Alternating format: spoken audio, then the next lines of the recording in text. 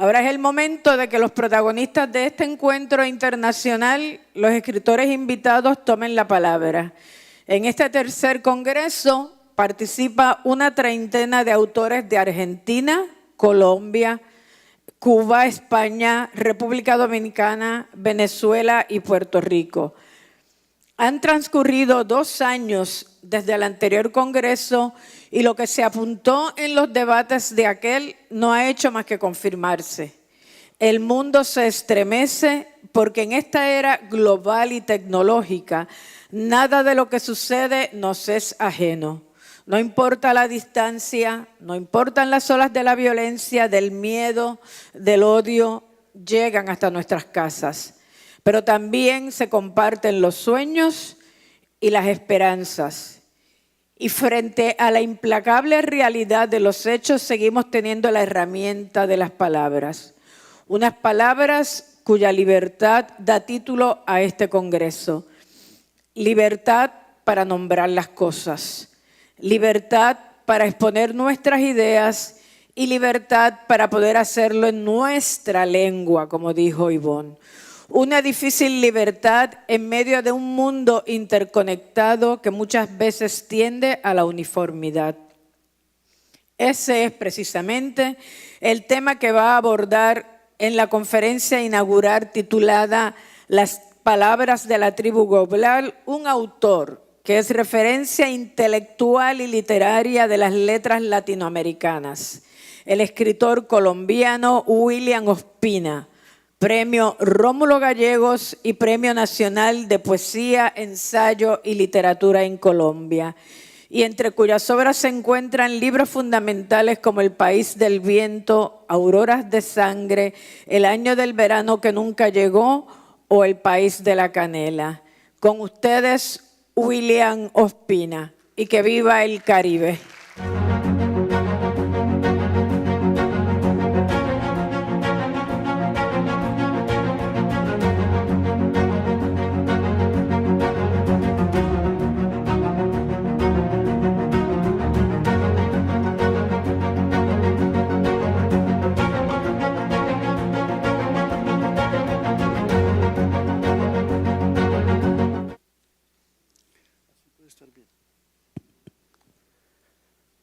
Buenos días a todos.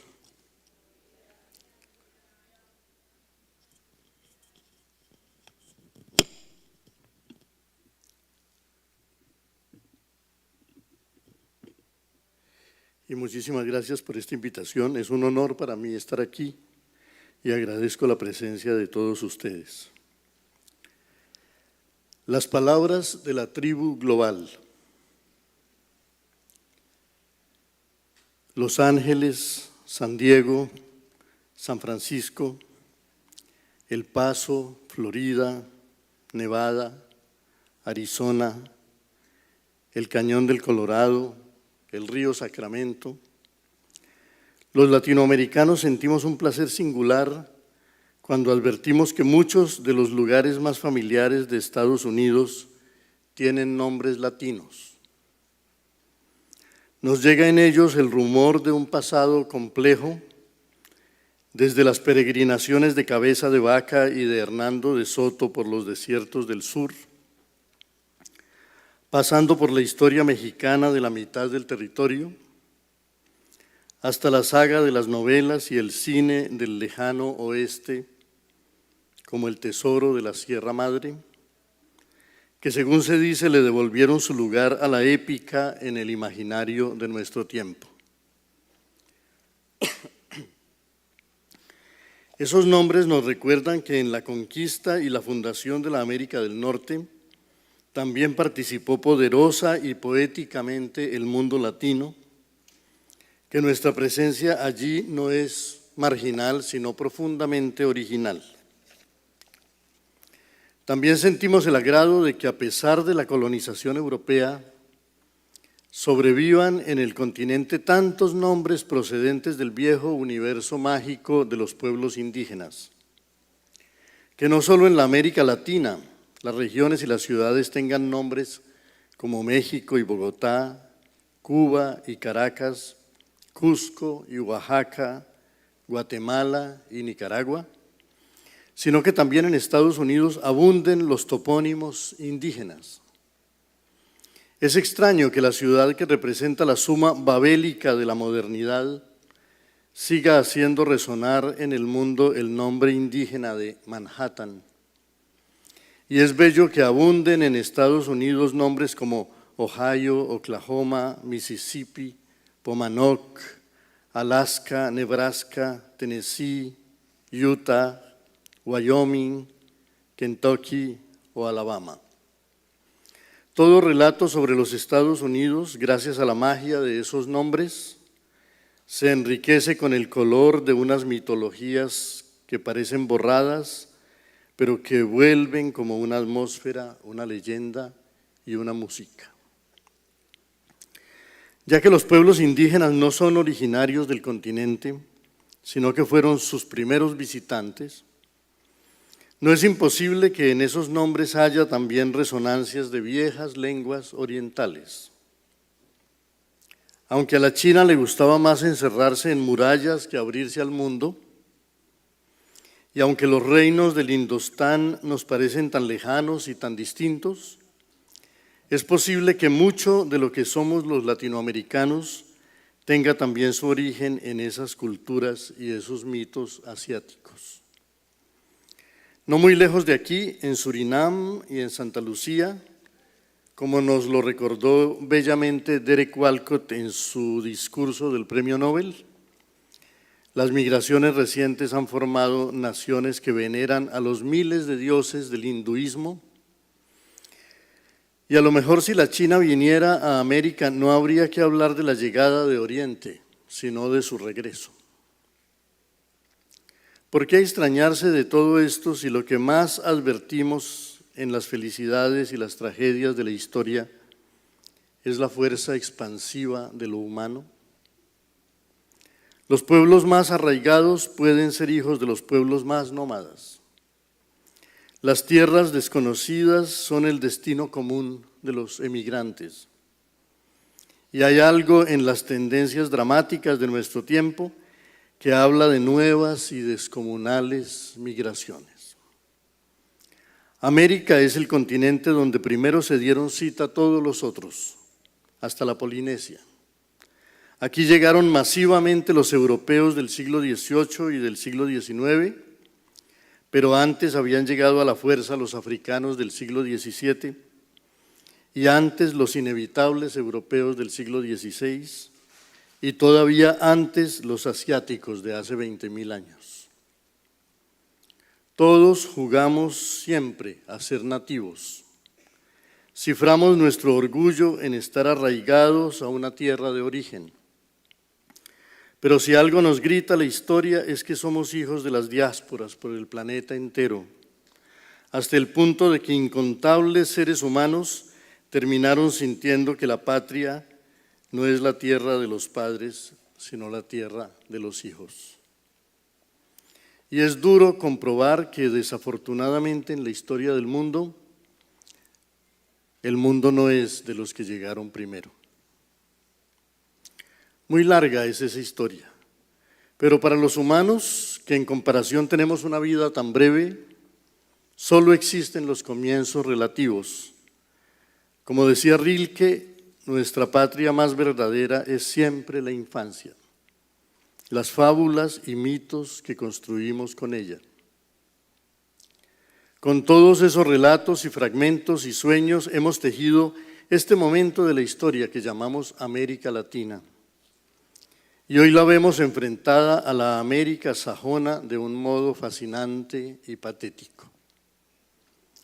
Tendemos a decir que ya no somos indios, ni europeos, ni africanos, pero la verdad es que somos a la vez indios y europeos y africanos, que nuestra identidad solo puede ser moderna en el sentido que le dio a la modernidad Baudelaire en su poema Eaton Timorumenos. Yo soy la herida y el cuchillo, la bofetada y la mejilla, yo soy los miembros y la rueda, soy el verdugo y soy la víctima. Esto nos obliga a reconocernos en todos nuestros pasados y a sentirnos herederos de todas las tradiciones.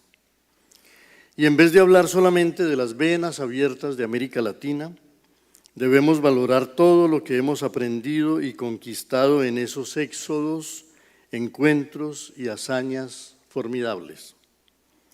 Es necesario reconocer que somos los descendientes y los herederos de quienes no una, sino 2 veces conquistaron América.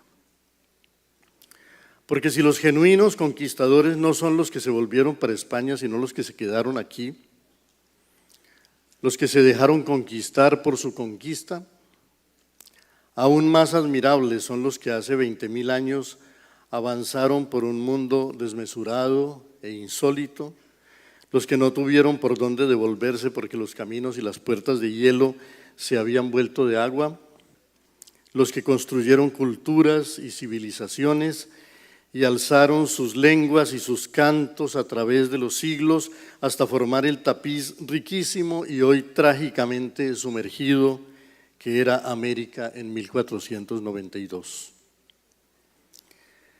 Y para ello debemos entender las conquistas con un sentido más amplio que el de una cabalgata genocida o un saqueo despiadado. Hubo cabalgatas genocidas y saqueos despiadados, ¿para qué negarlo?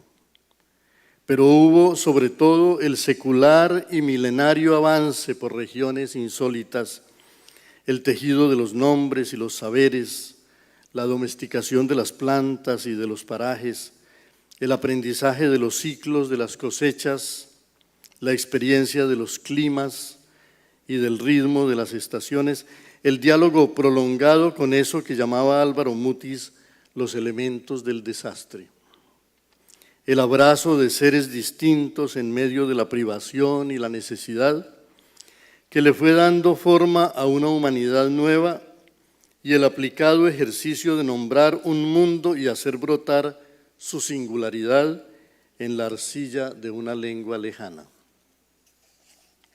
Somos inocultablemente esta turbia fusión de los conquistadores de América, el fruto de la épica dolorosa y sublime con que la conquistamos 2 veces.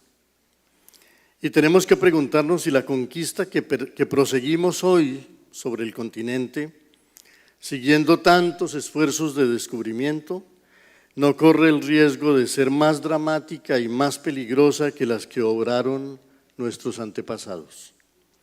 Porque en el mundo entero, a medida que crecen los recursos técnicos y las necesidades, también se multiplica nuestra capacidad de hacer daño. Ahora quiero centrarme en lo que nos ha traído a este encuentro. ¿Qué es lo que hace que una lengua llegada de otro mundo permanezca en un territorio? Porque no basta una ocupación militar, no es algo que logren las meras invasiones. Si algo del árabe permaneció en las lenguas ibéricas después de su partida, se debió al amor que los moros llegaron a sentir por esa tierra en la que moraron 7 siglos y a la que le trajeron tantas maravillas, desde el azul de los cielos hasta el ajedrez de los patios y los zaguanes. En mucho de la sonoridad y la ensoñación de la lengua castellana, hoy podemos sentir que los árabes nos dejaron sus 1001 noches. No siempre los pueblos que ocupan un territorio dejan sembradas sus lenguas al partir. Pero España e Inglaterra dejaron tan profundamente sembradas sus lenguas en el suelo de América que esas lenguas que en Europa eran locales se han convertido hoy en las 2 más extendidas lenguas planetarias.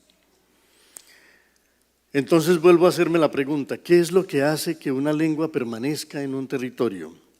Y me pregunto también, ¿a partir de qué momento las lenguas que llegaron de lejos ya expresan el alma de un mundo? Fue aquí, en el Caribe, donde la lengua castellana se reencontró con el rastro olvidado de que antes de existir, por decirlo de ese modo, ya había sido una lengua vastísima, la lengua del mayor imperio de la antigüedad, y aceptó otra vez su destino.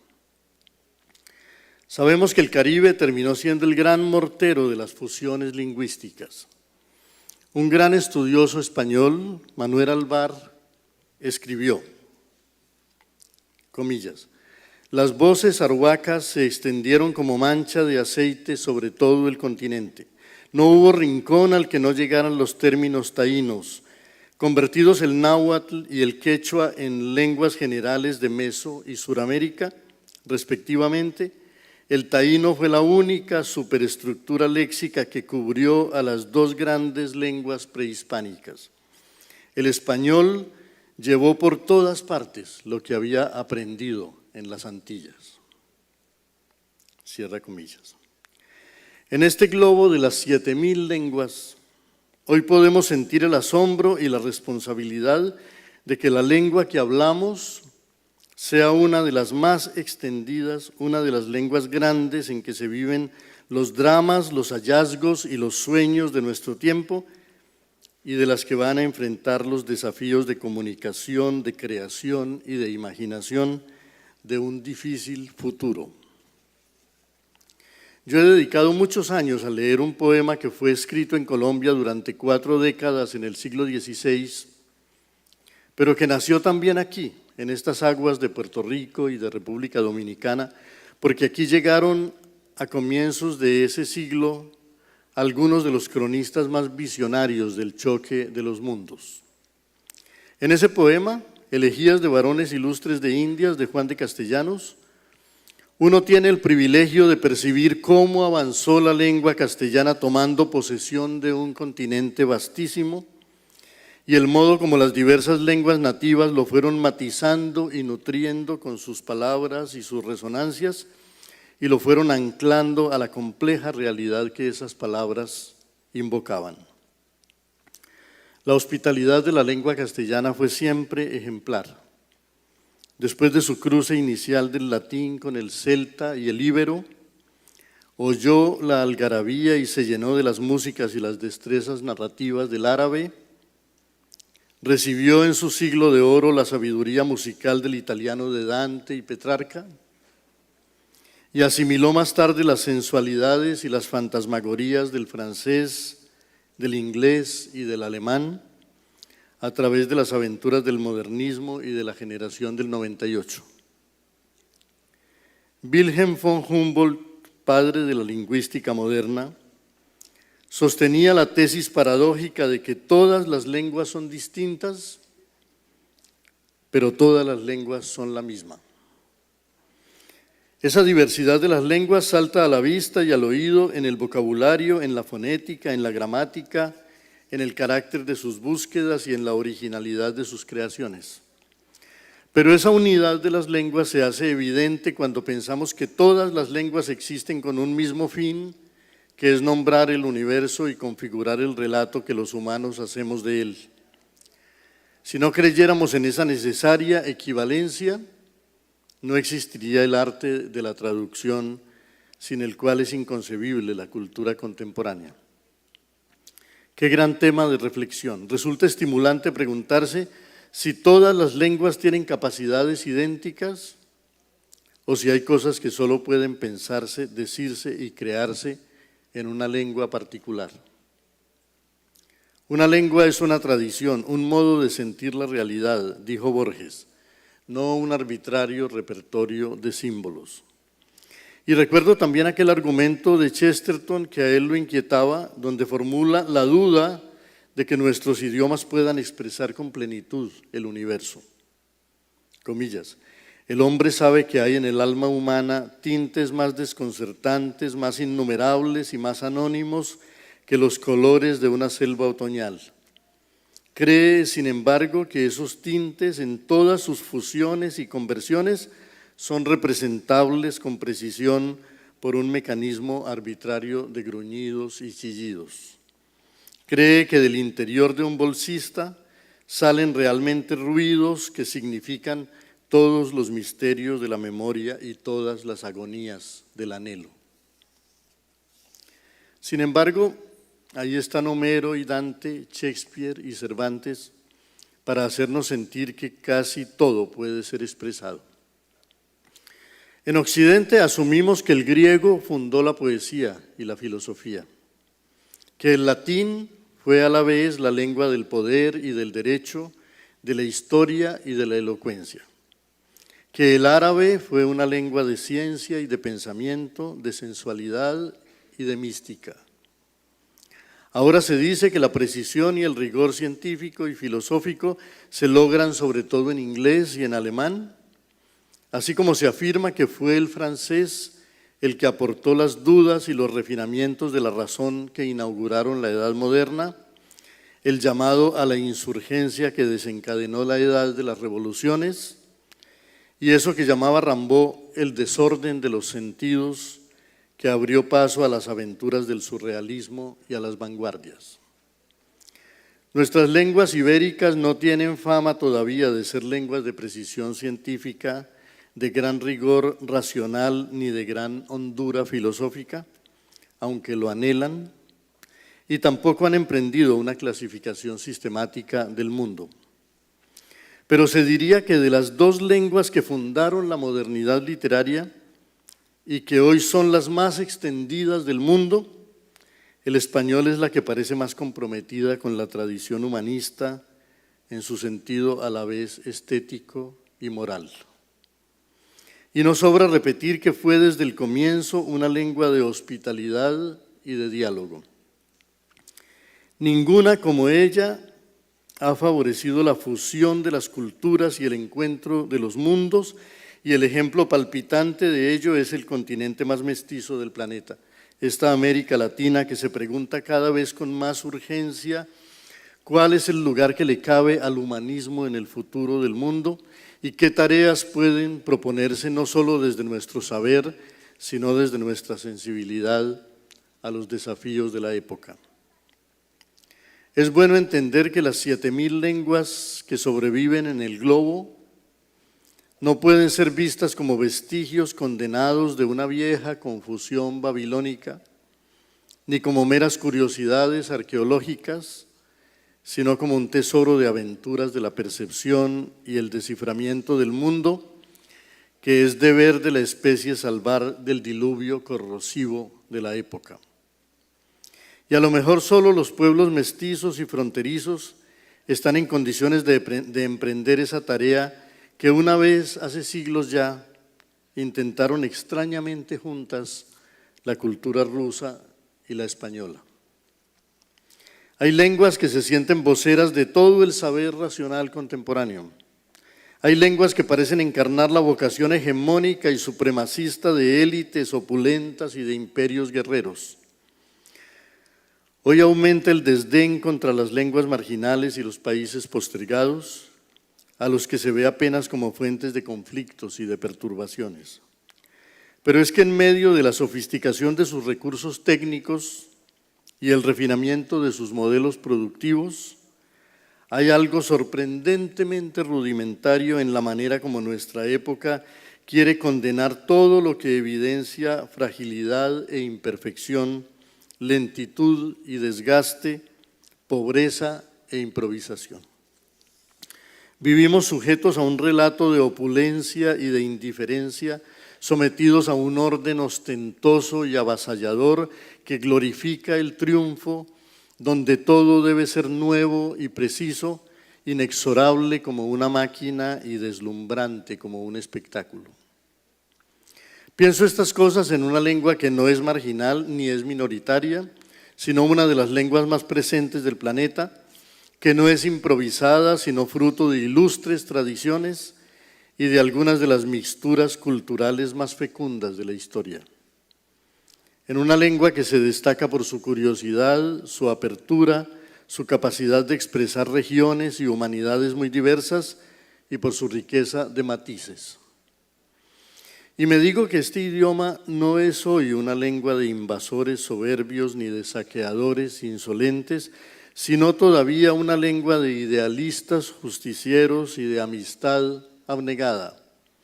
Quiero decir con ello que sigue siendo la lengua de Don Quijote y de Sancho Panza, que ejemplificó como nunca la posibilidad del diálogo entre seres humanos distintos, una lengua señalada desde los tiempos de Francisco de Vitoria por la defensa de la dignidad humana y desde los tiempos de Cervantes por el sueño de una justicia que dependa menos de los tribunales que de la conciencia moral y de la amistad más que de la supremacía.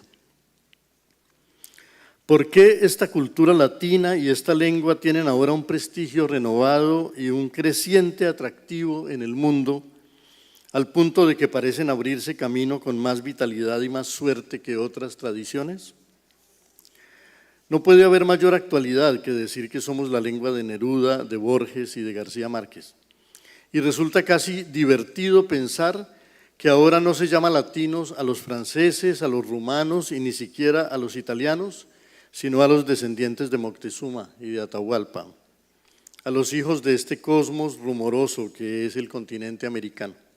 Lo digo así, con esa amplitud un poco desafiante, porque podemos empezar a decir que como Guadalupe y Quebec, también los Estados Unidos forman parte cada vez más de la América Latina en un proceso que a lo mejor es ineluctable. Yo casi siempre prefiero decir la América mestiza para poner el énfasis en las mezclas étnicas, los sincretismos religiosos y las fusiones culturales, pero no quiero olvidar que lo latino, que Roma, simbolizó alguna vez no apenas un imperio y una declaración de origen, sino una sed de universalidad, y que de esas idas y retornos del centro y de la periferia estuvo tejida siempre la historia. Tan planetarios somos desde el comienzo que nadie ignora que este viaje común comenzó en África. Y por los largos y extenuantes caminos de una saga 20 veces milenaria, no es del todo un error que los europeos hayan llamado indios a los taínos y a los aztecas, a los muiscas y a los incas, a los guaraníes y a los araucanos, ya que del Asia profunda habían llegado nuestros antepasados. América fue siempre y cada vez más desde hace 5 siglos el cruce de caminos de las culturas del mundo. Y es como si algo en el instinto de la especie hubiera visto en las fusiones y las mezclas un seguro contra los supremacismos, contra la superstición agresiva de las razas puras y las culturas superiores. Pero hay que ver el mestizaje sobre todo como un hecho cultural y advertir que este diálogo continuo de las tradiciones va configurando una suerte de tribu global que anuncia una ola de inusitada creatividad en todos los órdenes. El diálogo entre culturas distantes es siempre un desafío. Yo alguna vez pensé que Cristo era un símbolo del hegemonismo europeo y de su antropocentrismo. Me parecía que un hombre sangrando en el leño del tormento era menos divino que el sol y que la luna, que el canto de los peces de los sicuani del Bichada o que el mito de las águilas tijeretas de los Uva de la Sierra del Cocuy.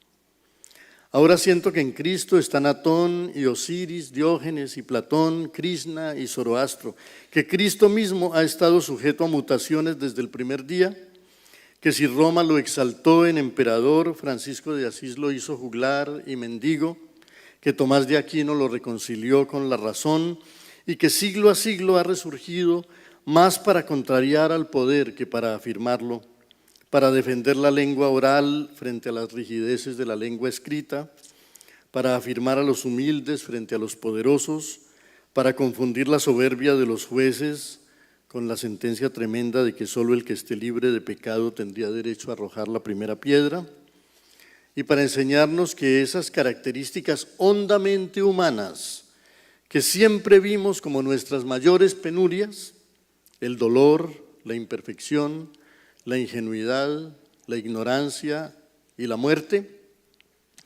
podrían terminar siendo nuestra mayor fortaleza frente a poderes arrogantes e insensibles que se declaran perfectos y dueños de todo el saber y que por medio de mecanismos que no saben nada de la muerte pretenden reinar sin restricción sobre las criaturas mortales. Haber sido un laboratorio de mixturas culturales, de procesos que suelen germinar en silencio y ser invisibles hasta que de pronto aparecen como rayos de cielo sereno cuando llevaban siglos gestándose, puede traer respuestas a un mundo que se sentía más homogéneo y se descubre agitado de fusiones y confusiones. Aquí nada puede ser ya del todo original, pero todo lo que se funde y se condensa no solo puede producir algo nuevo, sino algo inaudito. Nadie imaginó en plena ilustración europea que aquí aparecerían llenas de vislumbres proféticas unas expediciones botánicas que tomaron conciencia de que Europa solo tiene 30.000 variedades de plantas, mientras la América equinoccial tiene más de 100.000, que aquí era más fácil abarcar la diversidad de la flora planetaria. Y qué sorpresa fue para Humboldt descubrir que aquí era más lo que se podía aprender que lo que se venía a enseñar. Y qué sorpresa que haya sido en la voz de Rubén Darío, de un mestizo nicaragüense, donde resurgió con un ritmo inesperado y una versatilidad sorprendente la lengua castellana. Qué asombroso que gracias a ese aporte caribeño ahora tengamos algunas de las literaturas más apreciadas del mundo. Sabemos que lo que esta América mestiza tiene hoy para ofrecerle a la humanidad no es una doctrina política ni un sistema económico, pero lo que el mundo entero está necesitando es vivir otra vez en el mundo real con sencillez y con alegría, con cordialidad y con un hondo sentido del ritmo natural. Siempre hubo entre nosotros una manera de vivir la lengua llena de recursivo desorden y de alegría fantasiosa. Yo quiero terminar diciendo que la lengua que se forjó desde el comienzo en este horizonte caribe fue conquistando una fuerza expresiva, una riqueza de la sensibilidad, una gracia de la narración y una diablura de la imaginación que a la larga han sido para el mundo no la ilusión de una aldea, sino una evidencia de la historia. Porque lo que nuestra literatura le ha hecho sentir al mundo contemporáneo no es una manera de escribir, es la riqueza y la abundancia del vivir de los pueblos latinoamericanos. La naturalidad de la vida, la diversidad de los ritmos, la fecundidad de la imaginación. Y esa plenitud venía formándose desde hace mucho tiempo. La vivacidad, la riqueza expresiva, la precisión del dibujo con que Rulfo o Neruda o García Márquez pintaron este mundo americano ya estaban bosquejados en estampas, en canciones y en relatos de todo el continente, y como prueba de ello quiero mencionar aquí, como el fresco de un mundo, el bello poema de Luis Palés Matos, Aires Bucaneros, que con luz caribeña y energía festiva describe flor a flor y plato a plato, del ron al ponche y del puñal al mosquete, la abundancia de un mundo, señalando con sabia ironía que todo eso fue siempre un botín para los bucaneros. Esta es su manera de mostrar cómo estas tierras nuestras fueron codiciadas siempre por traficantes y filibusteros que cuando venían a arrebatarnos el oro también encontraban el largo mosquete de pólvora negra, la roja camisa, la rústica abarca y el tórrido ponche de ron con pimienta. Porque esta tierra sabía embrujar con sus mieles, pero a veces lograba algo mejor que castigarlos, atraparlos con su embrujo y convertirlos en objeto de conquista. Al bucanero densos perfumes, el crudo aroma, la brava especia, las bergamotas y los jengibres, los azafranes y las canelas. Ay, duros ojos de la cautiva que al bucanero locura llevan, ojos que en su alma ya desataron el saz fulmíneo de la centella. Y así podemos apreciar la honda verdad que señalaba Manuel Alvar, que el Caribe fue el crisol donde se fue formando la nueva lengua castellana, con toda la riqueza que traía de su admirable tradición europea y todo lo que fue encontrando en su nuevo destino de lengua planetaria, incorporando las tierras vírgenes y las realidades exóticas, como estas estrofas que no solo enumeran y se deleitan con el mundo, sino que alternan sorpresas y amenazas. Mejor el ponche de moscabada, mejor la pipa que al viento humea, mejor el largo fusil de chispa, mejor el torvo mastín de presa. Al bucanero la res salvaje, toro montuno, vaca mañera, las hecatombes de la manigua al fulgor vivo de las hogueras.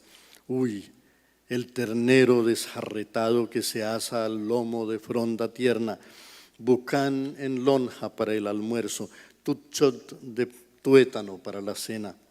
Uy, fiera caña de las Antillas que en viejo roble su diablo acendra, y en las entrañas del bucanero agua de infierno ruge violenta. Al bucanero las tierras vírgenes, el agua indómita, la mar inédita, los horizontes en donde aúlla la agria jauría de la tormenta. Y esto nos ayuda a comprender que ni Alejo Garpentié, ni García Márquez, ni Cabrera Infante, ni Lezama Lima, ni Carlos Monsiváis inventaron esta lengua, que una festiva y elocuente conspiración venía en marcha de mucho tiempo atrás, que fue labor de muchedumbres y nació del espanto y la gracia con que los pueblos vivieron este júbilo casi fisiológico que transmite el aire del Caribe, su inmensidad de luz, su sentimiento de libertad y una larga historia convulsiva que hizo que el Caribe no fuera inferior en leyendas y en mitos a ese mar Mediterráneo que nutrió las mitologías y las lenguas de Europa. Los bucaneros siguen rondando, los embriaga el olor de las especias, los deslumbra el resplandor de los metales, los enloquece el secreto de estas selvas y los obsesionan sus tesoros. Por el camino de tierra firme campanilleando viene la recua, 50 mulas venezolanas traen el tesoro de las Américas. Polvos auríferos de la montaña, finas vicuñas de la meseta, tórridas mieles de la llanura, resinas mágicas de la selva, bosques y ríos, mares y montes sobre las mulas su carga vuelcan, oro idolátrico del grande Inca, plata litúrgica del noble azteca.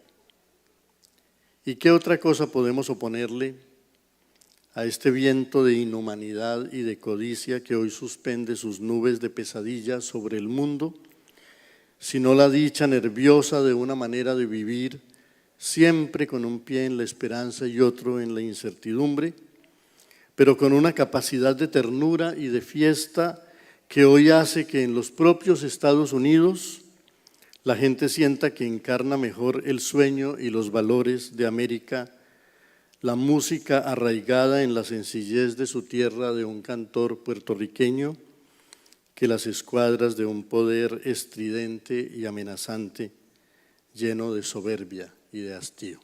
Muchas gracias.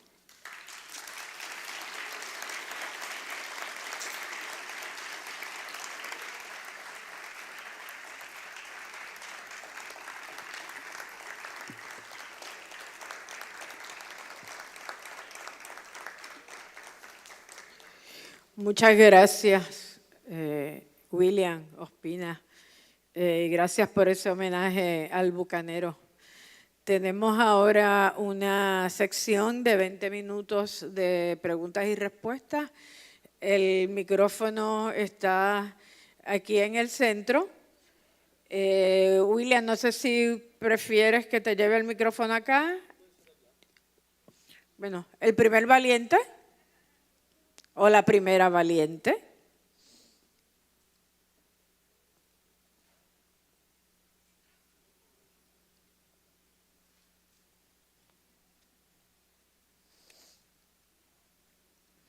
En lo que llega la persona que va a hacer la pregunta, quiero darle las gracias a Alberto del lenguaje de señas que está aquí con nosotros. Que siga proliferando la inclusividad. Adelante. No es una pregunta, es un agradecimiento al señor Ospina por esta conferencia tan magistral, donde el Caribe ha resaltado, que estoy hasta emocionada, y por haber terminado con Pales Matos. Muchas gracias.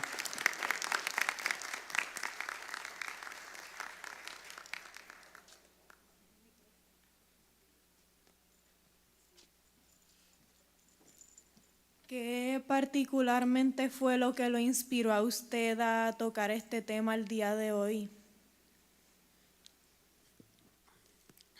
Bueno, fueron varias cosas. En primer lugar, la invitación que recibí a un congreso de escritores en Puerto Rico, en un momento de la historia en que la reflexión sobre el valor de las lenguas y el valor de las lenguas impregnadas de tradición popular es tan importante. Y también mi conciencia de muchos años de lo que ha sido el proceso de formación de la lengua castellana, es decir, que no es gratuito ni es casual que esta lengua se haya convertido en una de las lenguas más habladas del mundo, y no solo eso, sino más dinámicas culturalmente del mundo contemporáneo, porque no es fruto, digamos, de una decisión de alguien, sino de un proceso muy largo de fusión y de mezcla de tradiciones culturales. Y yo siento que la lengua castellana, como la lengua inglesa también a su modo, expresan hoy, ¿no?, la fuerza y la torrencialidad de los pueblos, pero también el diálogo muy complejo de culturas en el mundo entero. Entonces, a veces no entendemos por qué las lenguas van ocupando su lugar en la historia, pero es bueno mirar la manera como se gestó todo eso. A mí personalmente me gustaría darle a usted muchas gracias por compartir su conocimiento, especialmente con mi generación, que siento que está bastante perdida en eso. Así que muchas gracias por compartir lo que usted sabe con nosotros. Muchas gracias a usted.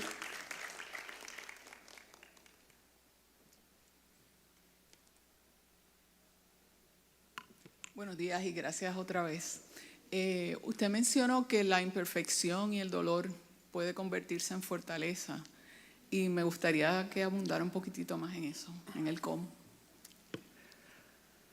En realidad yo creo que todo lo que hemos hecho de la cultura y de la civilización de los pueblos, lo hemos hecho en lucha contra nuestras fragilidades, nuestras debilidades y nuestra condición mortal. Creo que la cultura nació, digamos así, de una lucha contra la muerte, y no de una lucha tratando de ser inmortales, sino tratando de hacer algo que perdurara. El sentirnos tan fugaces, el sentirnos tan efímeros, hizo nacer en nosotros la necesidad de que algo de nuestra existencia durara y se transmitiera a otras generaciones. El rastreo de cómo nacieron las culturas es complejo, pero es apasionante también. Y la verdad es que siempre vimos, la cultura siempre nos enseñó a ver, salvo algunos casos que vale la pena examinar, nuestra capacidad de dolor, nuestra capacidad de sufrimiento, nuestra fragilidad, nuestra condición mortal como defectos. Y sin embargo fue gracias a ellos que pudimos hacer todo lo que hemos hecho y que hemos construido todo. Y resulta que vivimos hoy en un mundo en el que está tomando posesión de la historia unas fuerzas que creen que el ser humano es inmortal, que el ser humano es invulnerable, y que desprecian todo lo que significa debilidad, pobreza, sufrimiento, fragilidad.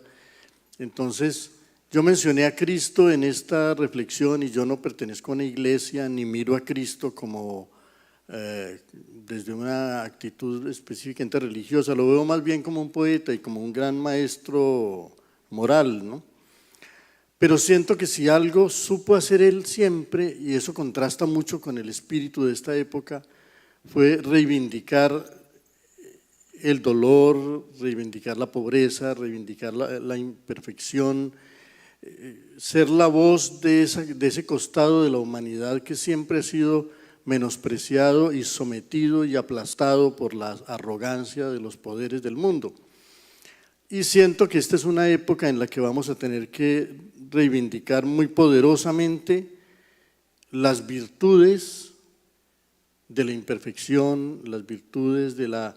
Porque es que lo que nos hace, digamos, conmovedoramente humanos es nuestra fragilidad, es nuestra imperfección. Las máquinas son perfectas y pretenden dominarnos. Nuestra imperfección tal vez nos salvará. Gracias.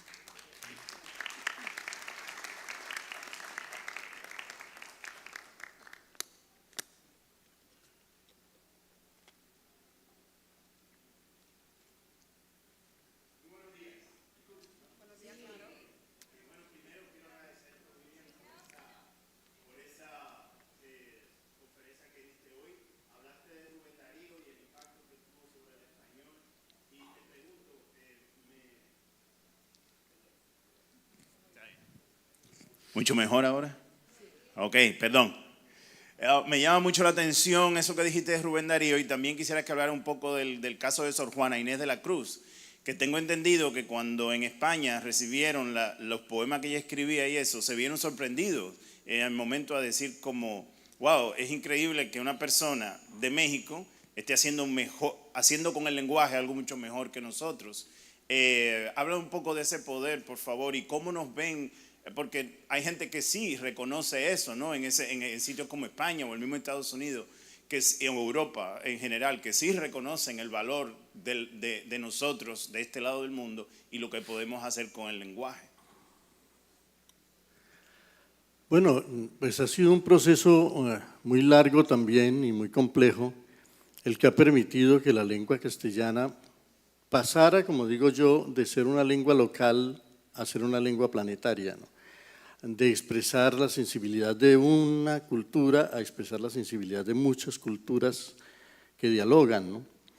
Siempre me acuerdo de algo que dijo Jorge Luis Borges en el prólogo de alguno de sus libros, hablando precisamente de Rubén Darío, ¿no? Él decía, si me preguntaran de dónde proceden mis versos, diría que del modernismo, esa gran libertad cuyo instrumento, esa gran libertad que renovó las muchas literaturas cuyo instrumento común es el castellano y que llegó, por cierto, hasta España. Eso de las muchas literaturas cuyo instrumento común es el castellano es importante, ¿no? Porque no podemos hablar de una literatura en lengua castellana, sino que es una lengua que ha logrado desarrollar muchas literaturas porque tenemos muchas naciones distintas que hablan la lengua, con sensibilidades distintas, y no solo nacionales, regionales también, locales también. Esto es un cosmos multifónico, y entonces eso se acumuló durante mucho tiempo. Digamos que mientras estuvo aquí en América la presencia del mundo español, no parecía advertirse tanta diversidad, se sentía sobre todo el peso de la lengua peninsular y de sus símbolos principales. Cuando logramos la independencia, se dio una suerte de ruptura con España, un esfuerzo. La independencia de América, las independencias de América intentaron romper con España, pero no para afirmarse en lo americano, sino para tratar de ser europeos de otra manera, para ser franceses, para ser ingleses, y entonces vino una segunda etapa en la que ya no nos reconocíamos tanto en la tradición española, sino en las otras tradiciones de Europa. Pero todavía el mundo americano no se atrevía a brotar, a emerger en la lengua. Todavía siempre nos parecía mucho más ilustre el paisaje europeo, la tradición europea, y siempre creíamos que la historia estaba allá, que la cultura estaba allá, que la belleza estaba allá, porque esos son fenómenos que naturalmente trae el espíritu colonial.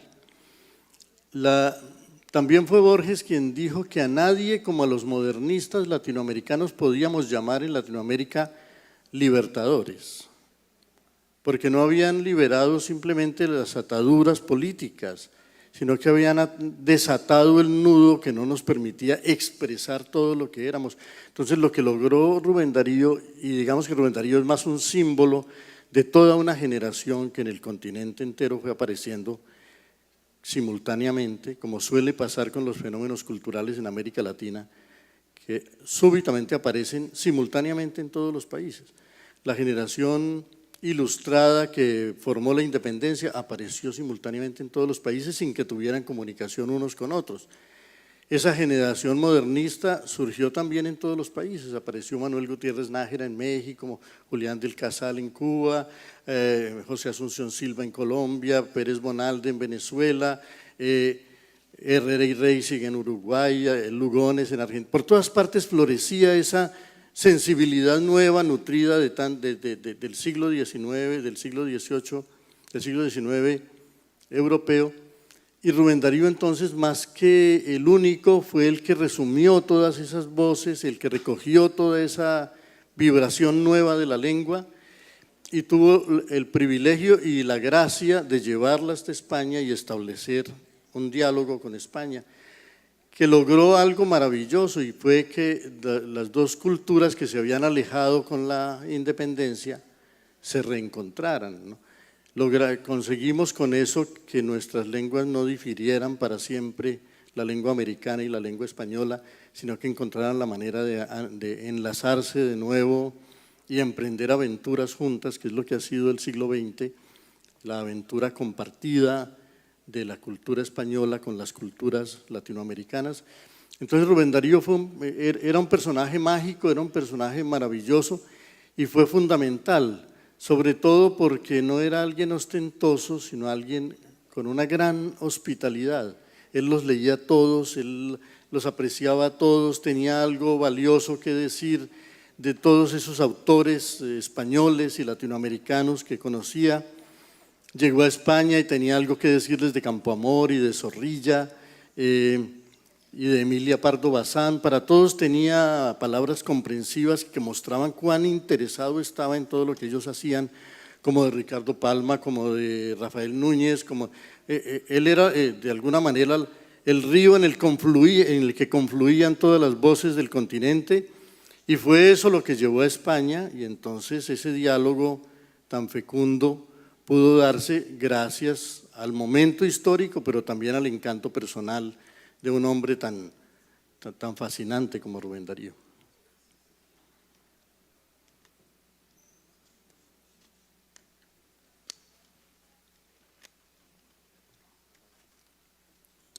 ¿Alguna otra pregunta? Pues digo yo, dale, adelante.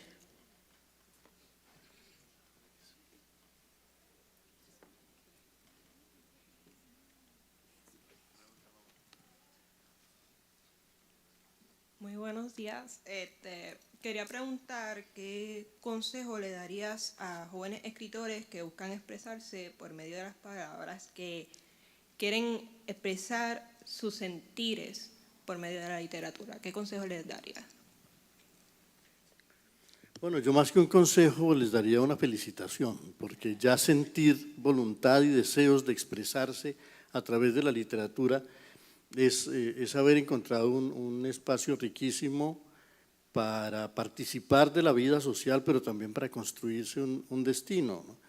Y no es fácil, ¿no? Es decir, muchas personas andan buscando su destino y a veces no saben que una de las puertas más cercanas para eso es pensar un poco en el lenguaje que hablamos y preguntarse qué posibilidades hay en ese lenguaje, tanto para conservar la memoria como para expresar la vida, como para soñar el futuro. Muchas gracias.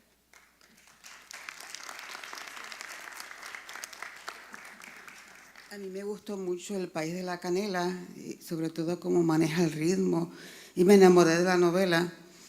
Y me está curioso que usted haya sido candidato a la gobernación del departamento de Tolima, si nos puede dar un poquito de esa aventura, porque me está curioso como escritor que se haya metido a la política. Bueno, es un extravío que los escritores a veces cometemos, ¿no? A veces no sé si es la impaciencia o la desesperación lo que nos hace pensar que tenemos algo que decir y algo que proponer, sobre todo cuando los debates políticos y los debates de actualidad sentimos como que no abarcan todo lo que se podría decir o proponer. A mí me parece que es bueno intentar formar parte, participar del debate público, también en otros escenarios. No es ambición de poder, porque yo creo que para un escritor el poder resulta más bien una carga intolerable, pero sí una manera de pensar que se pueden proponer cosas y contrastar un poco con la inercia de ciertos discursos políticos que ponen demasiado el énfasis en lo político. Yo estoy casi seguro de que no es la política la que va a resolver los problemas del mundo. La literatura y la cultura han contribuido mucho más, y creo que uno de los esfuerzos de la charla que he dado hoy es mostrar de qué manera la cultura es como la fuerza verdadera que históricamente mueve y transforma a los pueblos, ¿no? A veces la política nos hace pensar que sin ella no es posible nada, y la verdad es que es más lo que hace por crear conflictos y por dificultar las cosas que por facilitarlas.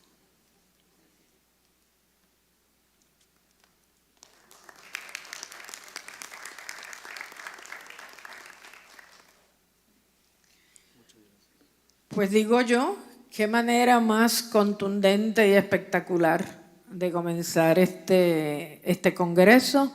No me digan que no estaban ustedes tarareando Bucaneros ahí en su silla, porque realmente, por lo menos a mí me emocionó.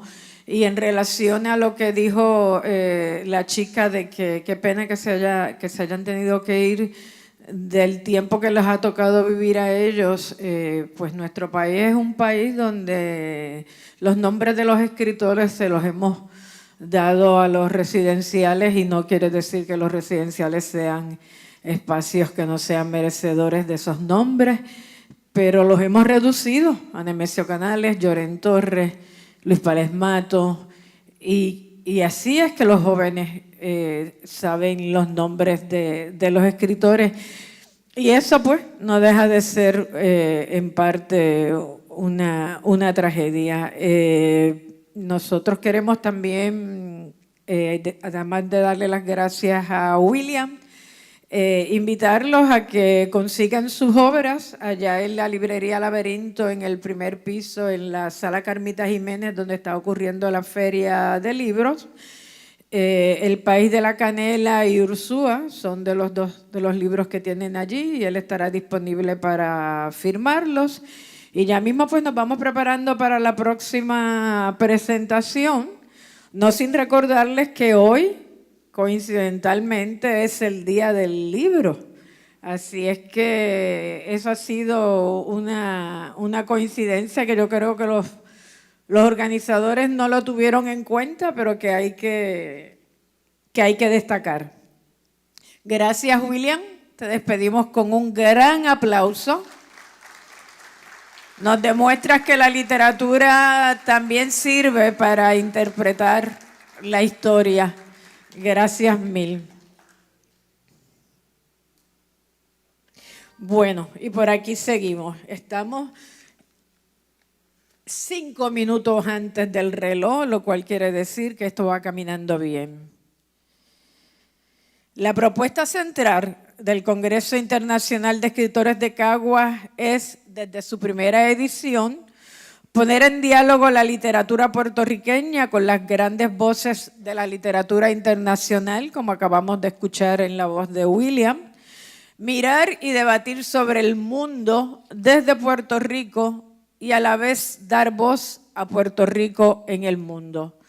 Por eso, nada más natural, tras la mirada global, somos parte de esa tribu global de William Ospina, que tome ahora la palabra la escritora y periodista puertorriqueña Ana Teresa Toro, una de las voces más pujantes de nuestra nueva literatura, autora de libros de poesía como Flora Animal, novela como Cartas al Agua o ensayo para palabras para un flamboyán. Su conferencia lleva por título Palabras para el futuro. Con ustedes, Ana Teresa Toro, que además es la mamá de Nicanor.